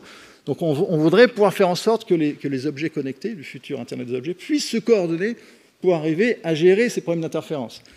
Mais faire ça, quelque part, c'est possible uniquement s'il y a suffisamment d'informations qui sont échangées entre ces appareils. C'est même comme dans la vie, quand on veut coordonner ou négocier avec quelqu'un, il faut discuter. Si on ne discute pas, on ne peut pas arriver à un résultat correct de coordination. Alors, dans le principe, on pourrait imaginer effectivement coordonner tout un réseau et gérer les problèmes d'interférence par le MIMO sur l'entièreté du réseau, mais ce serait au prix d'une quantité énorme d'informations à s'échanger entre les appareils, ce qui pose des problèmes pratiques très concrets, notamment dans les nouvelles applications de la 5G où on parle d'applications qui demandent un temps de réponse très faible, donc une latence très faible. Par exemple, la robotique, les robots qui souhaitent se coordonner dans l'usine du futur, les robots sans fil, ou les voitures qui doivent se coordonner, les voitures autonomes qui doivent se coordonner à l'approche d'un croisement, ou aussi des déploiements particuliers où l'opérateur met des antennes relais, pas sur des tours, mais sur des équipements mobiles qui peuvent être des drones, des trams, etc. Donc, on arrive à l'idée maintenant qui est un peu fondamentale ici, c'est que on voudrait pouvoir faire se coordonner entre eux les éléments les appareils de l'Internet des objets, donc les appareils connectés, mais quelque part, le coût de la coordination, c'est un échange d'informations. Et donc, il faudrait pouvoir arriver à comprendre, pour une quantité d'informations échangées qui est limitée, quel est le gain de coordination qu'on puisse espérer. Il y a quelque part une courbe qui se cache, d'ailleurs qui n'est pas triviale à démontrer, à obtenir. On peut arriver à en dire des choses par la théorie de l'information. Et le deuxième point qui est important, c'est comment trouver les algorithmes. Si j'ai deux robots qui doivent se coordonner et que je limite la quantité d'informations qui peuvent s'échanger, quelle est la prise de décision optimale qu'il faut mettre en œuvre? Comment trouver des algorithmes de prise de décision qui soient robustes? Et c'est là tout le challenge. Alors ce problème, il peut peut-être replacer dans un cadre plus fondamental et plus général qui provient du contrôle et qu'on appelle aussi le contrôle en équipe. Le contrôle en équipe consiste à dire que j'ai ici des agents. Donc les agents, pour moi, ça va être des nœuds radio, des émetteurs qui souhaitent se coordonner. On voudrait coordonner les actions de ces agents sur la base d'informations que reçoivent chaque agent, qui sont en général des estimés bruités de l'état du système. Donc, dans le cadre de nœuds radio, ce sont des données qui proviennent de mesures sur le canal. Et on aimerait pouvoir optimiser conjointement les prises de décision ensemble pour avoir une coordination qui soit optimisée. Il se trouve que la théorie du contrôle optimal nous apprend que ce problème est malheureusement très difficile à résoudre et qu'il n'y a pas d'algorithme générique qui soit implémentable pour ce problème. Et donc, on doit se tourner vers d'autres approches. Ça a été un peu le thème des études dans mon équipe les dernières années. Premièrement, une approche théorie de l'information, et après, on va voir derrière une approche apprentissage automatique. Alors déjà, avec la théorie de l'information, on peut dire des choses. Donc, par exemple, on peut arriver à caractériser la capacité au sens de Shannon, donc trouver une espèce d'extension de la formule de Shannon pour le cadre d'un réseau où les émetteurs se coordonnent, mais pas complètement. C'est-à-dire qu'ils n'ont pas le loisir de s'échanger complètement les informations, donc ils ne peuvent pas non plus complètement être coordonnés. Et on arrive à quantifier le gain d'un système comme ça en fonction des informations et du bruit des informations. Et alors, ce qui est assez amusant, c'est que par la théorie de l'information, on peut aussi mettre à jour des comportements amusants et assez intuitifs des agents dans certains cas particuliers. Un cas intéressant qu'on a regardé, c'est le cas d'information asymétrique. Donc, le contrôle en équipe asymétrique signifie que l'un des agents a plus d'informations qu'un autre, ou il a des informations de meilleure qualité que les autres. Et il se trouve que dans ce cas-là, il y a des régimes d'information asymétriques où on peut montrer qu'un agent qui a des informations de moins bonne qualité qu'un autre, la meilleure chose qu'il devra faire pour optimiser sa décision, c'est d'ignorer, de jeter à la poubelle les informations dont il dispose. Ce qui est quelque chose qui est très contre-intuitif en théorie de l'information, où toute information est par nature utile. Et dans ce cas précis, en fait, la meilleure chose à faire est d'ignorer l'information. Pourquoi? Parce qu'elle est trop bruitée, elle va conduire à un manque de coordination avec les autres agents avec qui vous souhaitez vous coordonner. Donc c'est un phénomène assez intéressant qui se produit.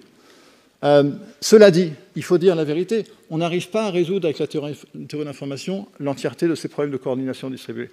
Et donc on s'est assez rapidement tourné vers des méthodes issues de l'apprentissage automatique. Et c'est là que je vais expliquer un petit peu ce qu'on a fait dans ce cadre-là. Donc, quelle est l'idée? Bon, je suis incapable de déterminer la prise de décision optimale à ces agents.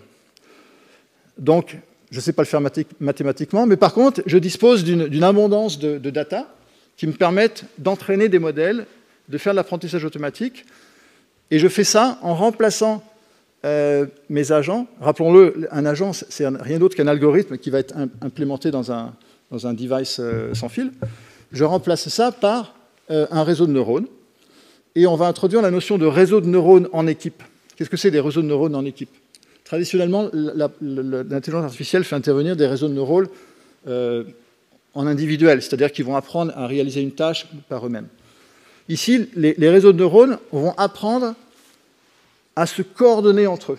Donc, ils vont apprendre à trouver des solutions et à générer des actions qui, ensemble, donnent une performance acceptable pour le système.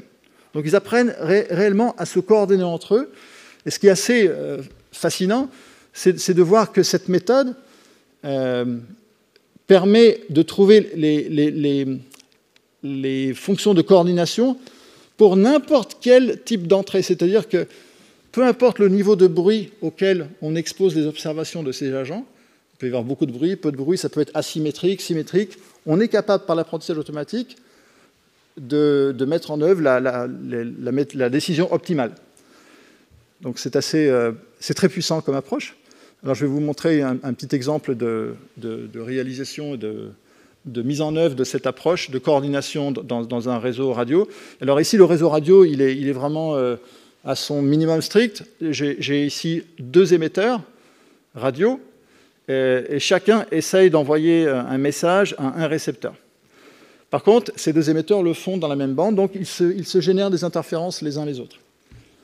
Donc ce que je voudrais faire, c'est de trouver une politique de décision. En l'occurrence, ça va être le choix d'une puissance qui part de 0 jusqu'à un niveau maximum autorisé, donc on appelle P1, P2.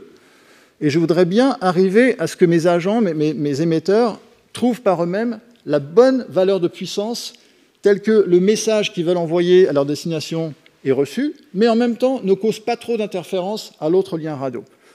On est là devant un exemple type de coordination complètement décentralisée, parce que ces nœuds, on va donner à ces nœuds des observations de l'état du canal, mais qui ne sont que des observations bruitées. Et ils n'ont pas le loisir de communiquer entre eux, il faut que je le rappelle. Et donc, on va ensuite entraîner nos modèles d'apprentissage automatique, et on va essayer d'observer ensuite leur comportement. Et donc, j'illustre ici dans le tableau, enfin le graphe en bas à gauche. Qu'est-ce qu'on mesure? On va mesurer le niveau de puissance qui est choisi par chacun des agents. Donc, P1, c'est ce qui est choisi par l'agent numéro 1, et P2 par l'agent numéro 2. Et je vais les exposer à différents niveaux de bruit, au niveau des informations qu'ils utilisent pour prendre leurs décisions. Ici, je vais juste changer la valeur du bruit que j'impose à l'agent numéro 1. Donc, je vais de 0 à 1. Ça veut dire qu'à 0, il a une information parfaite. Il sait exactement l'état du canal dans lequel il transmet. Et à 1, il n'a que du bruit, il n'a aucune information. Et ce qu'on voit là, dans ce qui est frappant et assez intuitif, c'est qu'à mesure que j'ajoute du bruit sur les observations de l'agent numéro 1, on se rend compte que l'agent numéro 1 devient de plus en plus silencieux. Parce qu'en fait, grâce à l'apprentissage automatique, il comprend que son influence dans le système est plus néfaste qu'autre chose. Et donc, il laisse quelque part le pas, il cède le pas à l'autre agent, qui lui a une qualité d'information qui est meilleure et qui est fixe, qui tend à dominer. Et on voit bien qu'à la fin, en gros, c'est le deuxième émetteur qui transmet à pleine puissance et le premier a tendance plutôt à se taire. On peut faire le même type d'expérience, cette fois en changeant le bruit à la fois sur l'agent numéro 1 et sur l'agent numéro 2. Donc on appelle ça l'espace des incertitudes. Dans l'espace des incertitudes, il y a plein de choses intéressantes qui se produisent. Ici, on a un code de couleur qui mesure la puissance choisie par l'émetteur numéro 2. Donc quand on est dans les bleus, l'émetteur numéro 2 a tendance à rester plutôt silencieux. Et quand on est dans les jaunes, il a tendance à émettre à pleine puissance. Et qu'on se rend compte, c'est que, alors quand on est dans la zone d'incertitude basse, c'est-à-dire qu'il y a peu de bruit dans les observations, les émetteurs sont relativement sûrs de ce qu'ils font, et ils se coordonnent de manière, je dirais, prédictible. Donc, en général, ils prennent leur tour, ils transmettent chacun leur tour, mais ils ne se marchent pas sur les pieds. Donc, c'est pour ça qu'on voit qu'ils ont en moyenne la même puissance. Et lorsque j'augmente les incertitudes, ce qu'on remarque, c'est qu'il y a une espèce de frontière assez nette et qui marque la région entre le moment où l'agent numéro 1 a tendance à avoir un peu plus d'informations que l'agent numéro 2, ou bien l'inverse. L'agent numéro 2 a un peu plus d'informations que l'autre agent. Et selon le point dans lequel on se trouve, l'émetteur 1 va être, ou là, l'émetteur 2 va rester silencieux, ou bien l'émetteur 2 va aller à pleine puissance. Donc on retrouve ce phénomène dont je vous parlais, issu de la théorie de l'information, qu'on avait observé, qui est cette notion de hiérarchie lorsque les informations sont asymétriques. Voilà, je vais conclure avec ce dernier transparent pour vous montrer un petit peu. C'est pas moi qui ai écrit, monsieur Claude, mais c'est pas grave, je vais commenter quand même.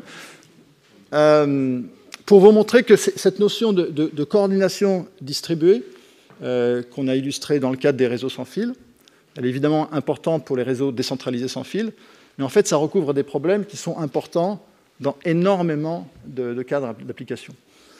Et juste pour vous citer quelques exemples, alors déjà, en restant dans le domaine des communications, on a regardé par exemple le cas d'antennes relais qui seraient équipées sur non pas sur des tours fixes, mais sur des robots volants qui seraient utilisés pour donner la connectivité aux gens restés sur le sol, dans le cadre par exemple de situations de désastre après un tremblement de terre où il n'y a plus d'infrastructure. On envoie les drones pour donner la connectivité. Lorsqu'on a plusieurs drones, il faut que les drones arrivent à se coordonner entre eux pour optimiser leur trajectoire de manière donc coopérante, pour faire en sorte que les gens au sol soient le mieux servis. Et on a fait une réalisation de ce type de robot et avec les algorithmes correspondants. Je donne une photo ici. On retrouve ce type de problème également dans le cadre de coordination entre véhicules connectés. Donc les véhicules connectés ont accès à la radio, donc ils ont accès au réseau, voire peuvent communiquer entre elles par la radio, et grâce à ces informations, doivent pouvoir se coordonner pour se donner ou pas la priorité à un croisement. C'est un élément très important, évidemment, pour la sécurité des transports avec les véhicules connectés. Et puis le dernier secteur d'application, qui pour le coup n'a plus rien à voir avec les réseaux du futur et les mobiles, mais qui est assez fascinant, je trouve, qui est le problème de la coordination entre une voiture et un piéton. Donc une voiture arrive sur une route, détecte la présence d'un piéton, et c'est une voiture autonome, je précise, donc elle est contrôlée par un algorithme qui doit, en fonction des paramètres du problème, c'est-à-dire la largeur de la route, la vitesse de la voiture, la distance jusqu'au piéton, doit prendre la décision d'accélérer, de freiner, de s'arrêter pour absolument éviter le crash et, si possible, continuer sur la route en perdant le moins de temps possible. Vous allez me dire, mais où est la coordination? En fait, il y a bien une coordination, puisque le piéton, dans ce cas précis, doit aussi prendre une décision de son côté, qui est, dois-je traverser ou pas? Il va le faire sur la base aussi de ce qu'il arrive à ressentir. Donc tout ça, ce sont des estimés bruités. Il ne connaît pas la vitesse de la voiture, il n'en a juste qu'une impression. Donc c'est une estimée bruitée. Ce qui est intéressant dans ce cas précis, c'est que le piéton n'est pas une machine. Donc quel est le lien avec ce que j'ai présenté avant? Mais il se trouve que pour générer un algorithme intelligent au niveau de la voiture, j'ai besoin en fait de modéliser ce problème comme une coordination entre deux machines. En effet, pour la voiture, le piéton peut être modélisé comme un agent rationnel et donc quelque part comme une machine. Et c'est comme ça qu'on peut avoir un algorithme robuste pour la voiture, même si le piéton, effectivement, au final, n'est pas une machine. Mais donc, voilà, on a mis en œuvre les algorithmes d'apprentissage en équipe pour résoudre ce problème également. Voilà, j'espère que ça vous aura un petit peu intéressé. La notion de spatialisation dans les réseaux est un élément fondamental. Et cette tendance de fond vers les réseaux qui sont de plus en plus décentralisés, et cette notion de coordination distribuée, à mon avis, est un élément assez intéressant, avec des fondements mathématiques très intéressants aussi, et beaucoup de problèmes ouverts pour les gens qui démarrent des thèses. Je vous remercie.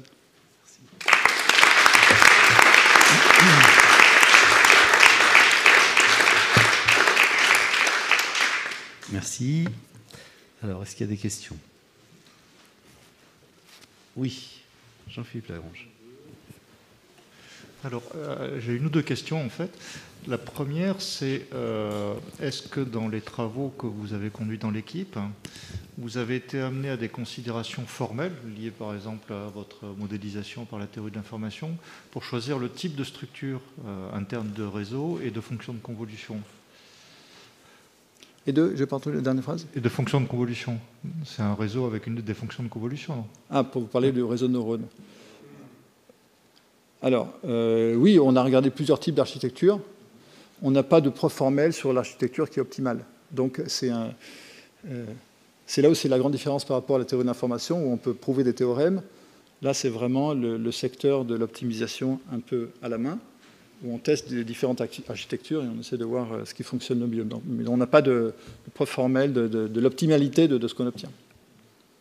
C'est ça la question. Et ça aurait pu être à la limite des moteurs en apprentissage bayésien, par exemple, chacun de ces composantes, ou pas? Et pourquoi? Il y a plusieurs manières d'appréhender l'apprentissage sur ces réseaux de neurones en équipe. Il y a plusieurs manières de donner des inputs. Là, j'ai donné juste un exemple de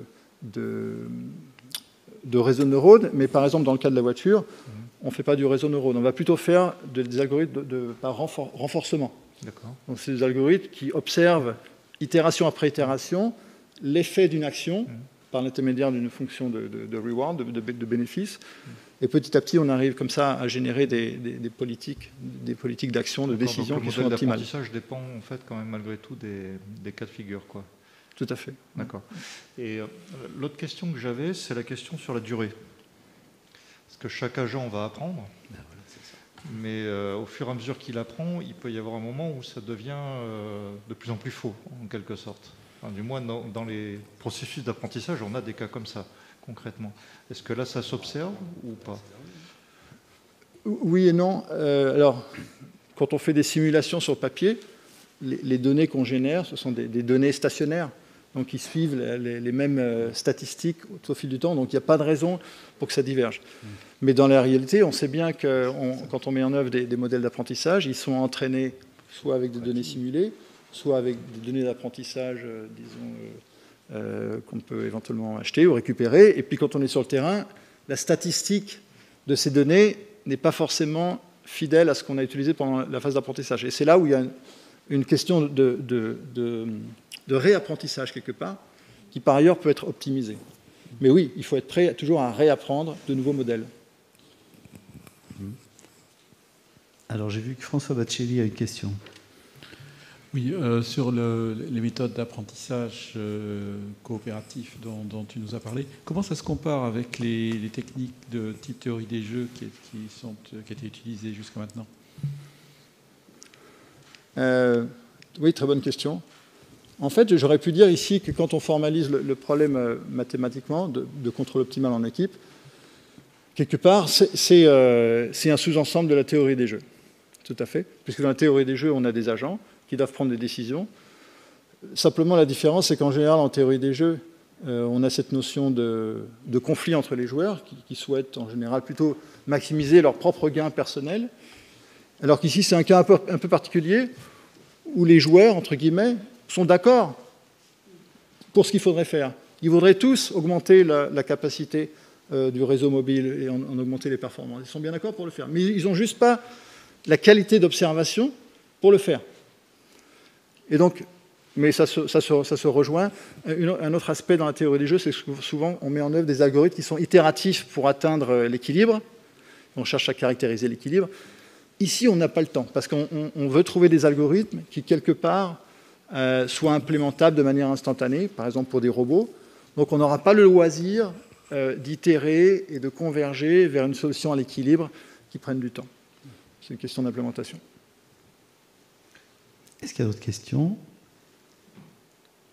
Moi, j'en avais une sur le dernier exemple, là, où finalement il y a des procédures d'évitement ou des choses comme ça. Il y a deux agents, là, mais bon, ça fait penser aussi à des situations où il y a beaucoup plus d'agents. Donc les gens sont intéressés, par exemple, à des comportements collectifs, les vols d'oiseaux, les choses de ce genre, dans lesquelles, finalement, les décisions, elles sont plutôt prises avec vraiment des trucs très, très locaux. Finalement, on regarde juste ce qui se passe avec ses voisins par rapport on ne regarde pas l'ensemble. Donc ça a à voir avec quelque chose de ces approches. Par exemple, dans les autres décisions, quand on a vu les grands réseaux tout à l'heure, où il y a tous ces agents, est-ce que la procédure de décision qui est prise, ou le traitement qui est fait, il met en jeu tout le monde, ou il met juste les plus proches voisins, ou il met... Non, c'est un excellent point. Effectivement, dans la réalité, quand on veut coordonner le réseau, on s'intéresse à coordonner des liens qui génèrent des interférences. Oui. Effectivement, sinon, ce n'est pas la peine de se coordonner. Ce qui veut dire qu'au-delà d'une certaine distance, il n'y a pas d'intérêt fondamental à s'échanger de l'information, puisqu'il n'y a pas de conflit, il n'y a pas d'interférence. Donc, dans la réalité, on va plutôt faire des coordinations de voisinage. Mais on ne va pas imposer a priori la taille du voisinage. C'est quelque chose qui va se faire naturellement. Ok. Sébastien meurt d'envie de poser une question. Sébastien.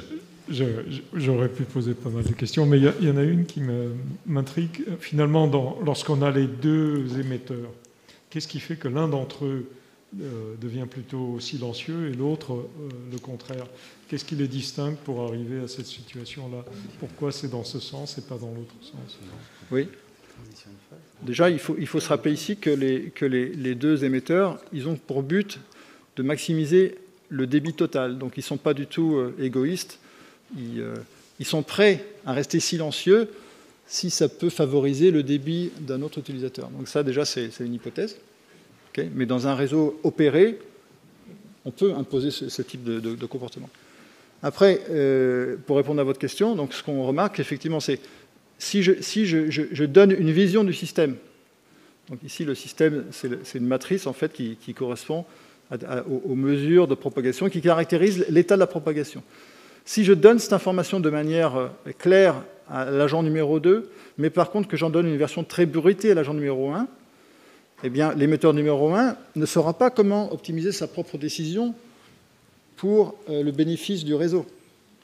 Et naturellement, il va avoir tendance à rester silencieux, parce que pour lui, émettre sans savoir ce qui se passe, c'est émettre de l'interférence.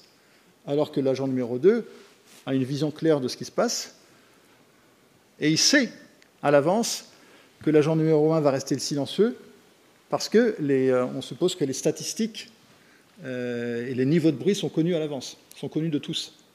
Donc il y a cette notion de coopération qui est fondamentale. Bien. Merci beaucoup. Je crois qu'on pourrait continuer la discussion, mais on va l'arrêter ici. Merci encore et bravo. Merci.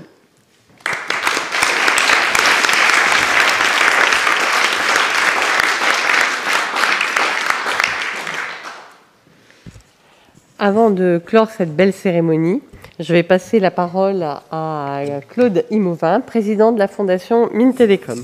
Merci. Bonsoir à toutes et à tous. Tout d'abord, un grand merci à l'Académie des sciences de nous accueillir ce soir pour cet événement.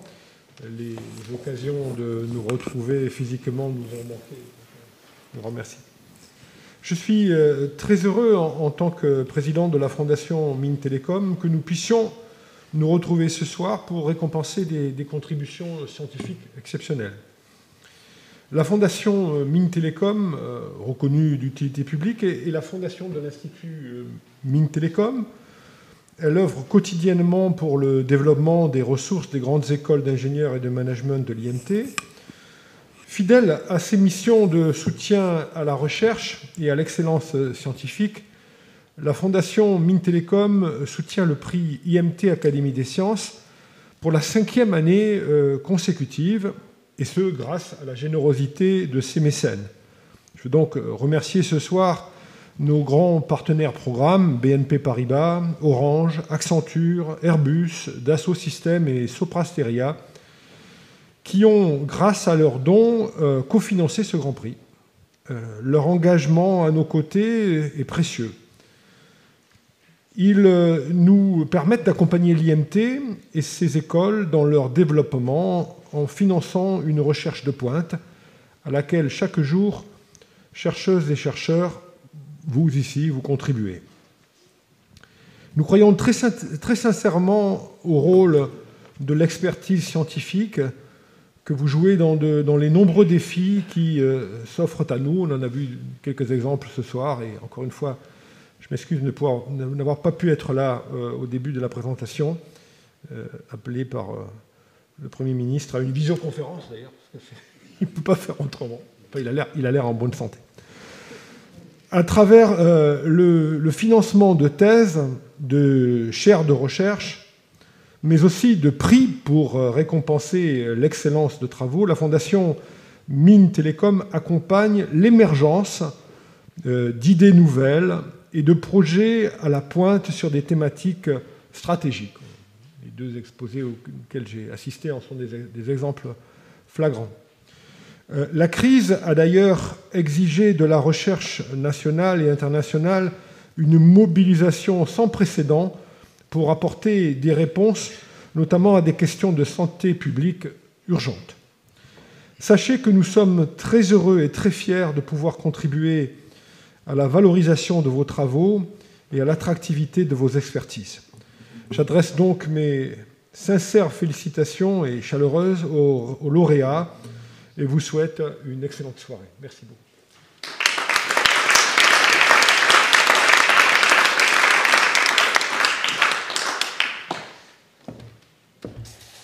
Merci Claudie Mouven. Avant de rejoindre le cocktail qui se trouvera dans les salons de la cour d'honneur au rez-de-chaussée, pour poursuivre la soirée et échanger avec les lauréats, je vais proposer à nos lauréats et remettants une dernière fois de se réunir pour une photo globale. Alors cette fois-ci, on va faire disparaître l'écran et on va faire la photo près de la statue de Molière qui est juste derrière. Voilà. Merci beaucoup.